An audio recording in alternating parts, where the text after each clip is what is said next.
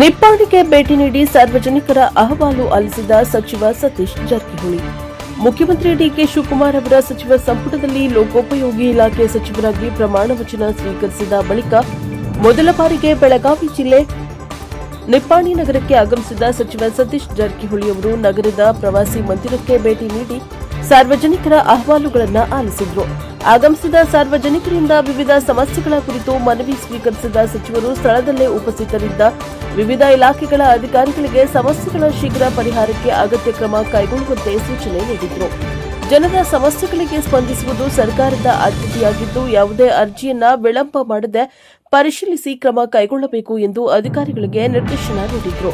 ಸಚಿವರ ಮೊದಲ ನಿಪ್ಪಾಣಿ ಭೇಟಿ ಹಿನ್ನೆಲೆಯಲ್ಲಿ ಪಕ್ಷದ ಮುಖಂಡರು, ಜನಪ್ರತಿನಿಧಿಗಳು, ಕಾರ್ಯಕರ್ತರು ಹಾಗೂ ಅಪಾರ ಸಂಖ್ಯೆಯ ಅಭಿಮಾನಿಗಳು ಆತ್ಮೀಯವಾಗಿ ಸ್ವಾಗತಿಸಿ ಪುಷ್ಪಗುಚ್ಛ ನೀಡಿ ಅಭಿನಂದಿಸಿದರು.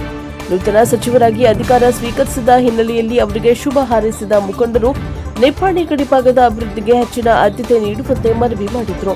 ಈ ಸಂದರ್ಭದಲ್ಲಿ ಬುಡ ಅಧ್ಯಕ್ಷರಾದ ಲಕ್ಷ್ಮಣರಾವ್ ಚಿಂಗಳೆ, ಮಾಜಿ ಸಚಿವರಾದ ವೀರಕುಮಾರ್ ಪಾಟೀಲ್, ಪಂಕಜ್ ಪಾಟೀಲ್, ರಾಜೇಶ್ ಕದಂ, ಸುಪ್ರಿಯಾ ಪಾಟೀಲ್, ರಾಜೇಂದ್ರ ಪವಾರ್, ವಿಲಾಸ್ ಗಡ್ಡಿವಡ್ಡರ್, ಅಶೋಕ್ ಕುಮಾರ್ ಅಸುದೆ ಸೇರಿದಂತೆ ವಿವಿಧ ಇಲಾಖೆಗಳ ಅಧಿಕಾರಿಗಳು, ಪಕ್ಷದ ಅಧಿಕಾರಿಗಳು, ಸ್ಥಳೀಯ ಮುಖಂಡರು ಹಾಗೂ ಸಾರ್ವಜನಿಕರು ಉಪಸ್ಥಿತರಿದ್ದರು.